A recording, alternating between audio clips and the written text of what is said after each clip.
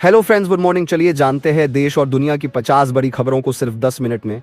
मगर आपने अभी तक चैनल को सब्सक्राइब नहीं किए तो चैनल को सब्सक्राइब कर ले और वीडियो को भी लाइक कर ले। तो चलिए वीडियो स्टार्ट करते हैं। दुनिया भर में नए साल के स्वागत की तैयारियां शुरू हो गई हैं। नए साल का जश्न स्कूलों में छुट्टी के साथ मनेगा।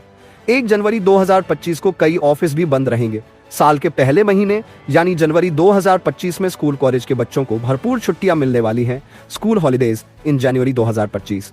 उत्तर भारत के ज्यादातर राज्यों में साल 2025 की शुरुआत विंटर वेकेशन के साथ होगी। नए साल के स्वागत में कुछ ही समय बाकी है। स्टूडेंट्स नए साल का हॉलिडे कैलेंडर चेक। जनवरी 2025 में स्कूली बच्चों को 15 से ज्यादा छुट्टियां मिलेंगी। इन दिनों यूपी, दिल्ली, हरियाणा, हिमाचल प्रदेश, जम्मू समेत कई राज्यों में कोल्ड वेव का अलर्ट है। बर्फबारी और बारिश के चलते ठंड बढ़ गई है। साल की शुरुआत में भी तापमान में गिरावट दर्ज की जाएगी।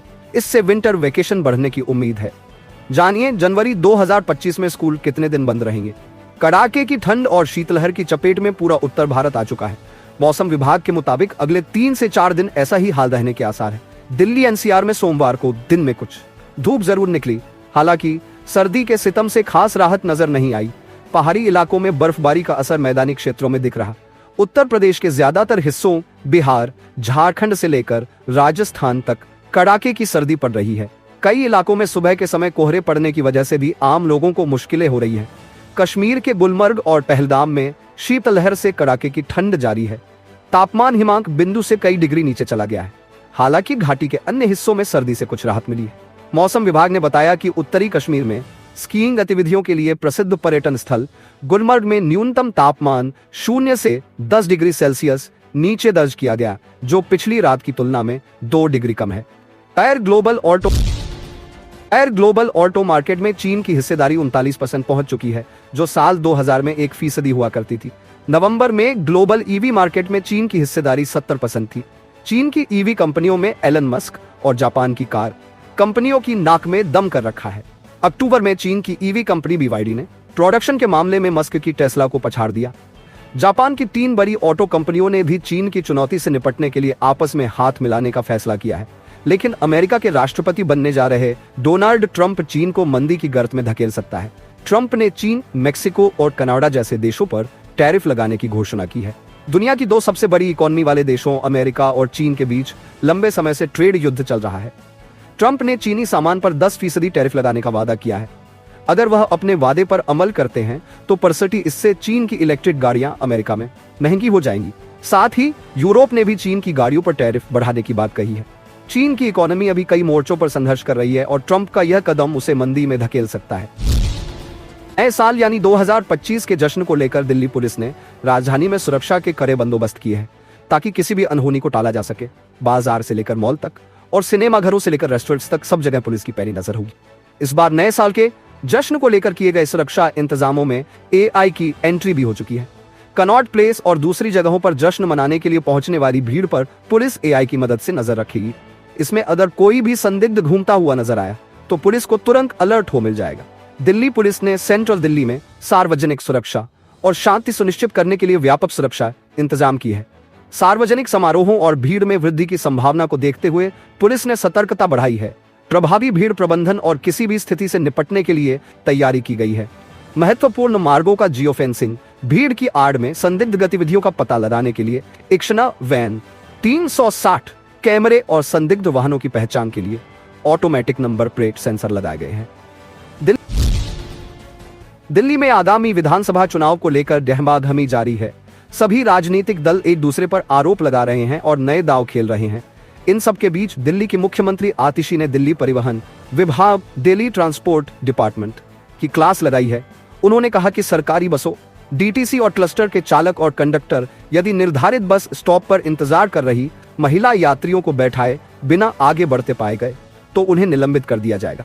मुख्यमंत्री ने सोमवार को संवाददाता सम्मेलन को संबोधित करते हुए दिल्ली की महिलाओं से कहा कि वे ऐसी बसों की तस्वीरें खींचकर सोशल मीडिया पर साझा करें ताकि दोषी चालक और कंडक्टर के खिलाफ सख्त कार्रवाई की जा सके। आतिशी ने कहा कि परिवहन विभाग ने DTC और क्लस्टर बसों के सभी चालकों और कंडक्टरों को आदेश जारी किया है कि वे बस स्टॉप से महिला यात्रियों को बैठाना सुनिश्चित करें। दिल्ली CM ने कहा कि अगर बसें महिला यात्रियों को बैठाने से बचने के लिए नहीं रुकती हैं तो ऐसे चालकों और कंडक्टरों को निलंबित कर दिया जाएगा। मुख्यमंत्री ने कहा, दिल्ली सरकार यह सुनिश्चित करने के लिए प्रतिबद्ध है कि महिला यात्री अपनी जरूरत के हिसाब से बसों का स्वतंत्र रूप से उपयोग करें। अगर ज्यादा से ज्यादा महिलाएं कार्य, शिक्षा और अन्य गतिविधियों के लिए बाहर जाएंगी तो अर्थव्यवस्था मजबूत होगी। केंद्र शासित प्रदेश दिल्ली में चुनाव है। तारीखों का ऐलान अभी नहीं हुआ है, लेकिन कुछ ही महीने पहले हुए लोकसभा चुनाव में साथ साथ रहे दो दलों कांग्रेस और आम आदमी पार्टी के बीच तलवारें खींच रही है। कांग्रेस के कोषाध्यक्ष अजय माकन ने बीते दिनों दिल्ली की सत्ताधारी आम आदमी पार्टी और केंद्र की सत्ता पर काबिज भारतीय जनता पार्टी बीजेपी के खिलाफ आरोप पत्र और श्वेत पत्र जारी किया। अजय माकन ने इस दौरान 2013 में त्रिशंकु जनादेश के बाद अरविंद केजरीवाल की अगुवाई वाली 49 दिन की गठबंधन सरकार का जिक्र करते हुए इसे कांग्रेस की बड़ी भूल बताया। उन्होंने कहा कि कांग्रेस ने अगर उस समय केजरीवाल सरकार के गठन में सहयोग नहीं किया होता तो आज दिल्ली के नागरिकों को समस्याएं नहीं झेलनी पड़ती। अजय माकन ने हालिया लोकसभा चुनाव के दौरान इंडिया ब्लॉक में आम आदमी पार्टी की मौजूदगी और गठबंधन को भी कांग्रेस के लिए नुकसानदेह बताया और कहा, इसका खामियाजा पार्टी विधानसभा चुनाव में भुगत रही है। अजय माकन और दिल्ली कांग्रेस के तमाम नेता जहां 11 साल पुरानी भूल को याद कर रहे हैं, वहीं यूथ कांग्रेस ने महिला सम्मान और संजीवनी योजना के रजिस्ट्रेशन को लेकर सत्ताधारी दल के खिलाफ थाने में भी शिकायत दे दी है। अब सवाल है कि कांग्रेस क्यों बार बार 11 साल पुरानी भूल याद कर रही है। मध्य प्रदेश पुलिस की हिरासत में युवक की मौत के मामले में राहुल गांधी ने कहा है कि यह घटना शर्मनाक है। कांग्रेस सांसद राहुल ने कहा, घटना निंदनीय है जिसे मौजूदा राजनीतिक शासन बढ़ावा दे रहा है।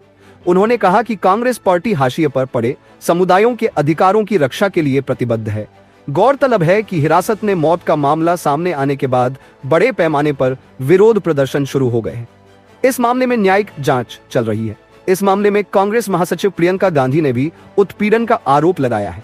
उन्होंने कहा कि कमजोर तबके का व्यवस्थित तरीके से उत्पीड़न किया जा रहा है।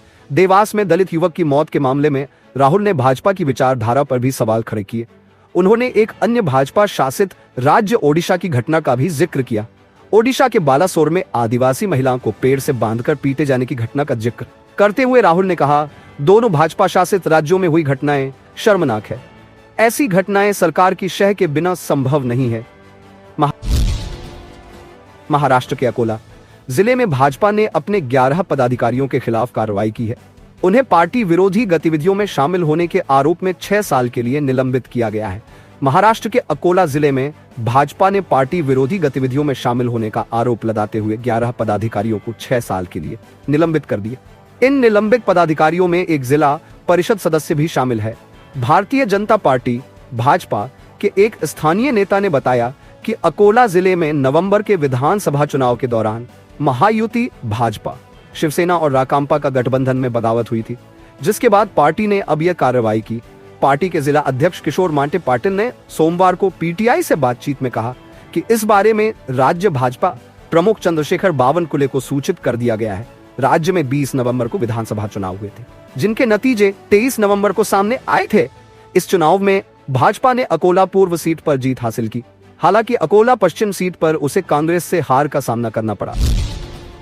70वीं बीपीएससी के अभ्यर्थियों को एक बार फिर आयोग की ओर से झटका वाला जवाब दिया गया है। सोमवार 30 दिसंबर को एबीपी न्यूज से बातचीत में बीपीएससी के सेक्रेटरी सत्यप्रकाश शर्मा ने साफ तौर पर कहा है कि किसी भी स्थिति में परीक्षा दोबारा नहीं कराई जाए।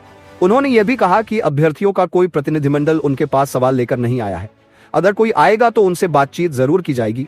सत्यप्रकाश शर्मा ने कहा कि परीक्षा के मैकेनिज्म के बारे में जिन्हें नहीं पता वो भी आरोप लगाने लगते हैं।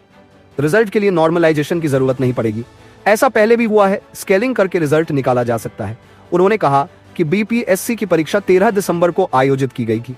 ईओयू ने एडवाइजरी जारी करते हुए पहले ही कहा था कि ऐसी कोई सूचना परीक्षा में धांधली या पेपर लीक से संबंधित हो तो दे सकते हैं। इसके बाद भी बीपीएससी को अनियमितता या पेपर लीक की कोई सूचना किसी जिले से नहीं मिली। सत्यप्रकाश शर्मा ने बताया कि गया जिले में पेपर लीक हुआ था, उसकी जांच चल रही है। जहां देर से पेपर मिला वहां छात्रों को एडिशनल वक्त दिया गया। उन्होंने कहा कि बीपीएससी प्रश्न पत्र सेट नहीं करता है, बीपीएससी निर्देश नहीं देता। 4 जनवरी को होने वाली परीक्षा में प्रश्न पत्र आसान या मुश्किल आएगा तो उसकी स्केलिंग की जाएगी। मनीष सिसोदिया ने कहा कि जंगपुरा से चुनाव लड़ने के लिए मुझे भी फंड की जरूरत है। पिछले 10 साल ईमानदारी से काम किया है। मैं अब जंगपुरा से चुनाव लड़ रहा हूं, तो मैं उम्मीद कर रहा हूं कि जनता चुनाव लड़वाएगी। सिसोदिया ने कहा कि जंगपुरा से चुनाव लड़ने के लिए मैंने एक ऑनलाइन डोनेशन प्लेटफॉर्म तैयार किया है। मनीष सिसोदिया ने कहा कि इसको आपकी ऑफिशियल वेबसाइट पर लॉन्च किया है। और आज सभी खबरों में आपको कौन सी खबरें अच्छी लगी है, हमें कमेंट करके जरूर बताएं। फिर मिलते हैं अगली बड़ी खबर के साथ। तब तक के लिए जय हिंद।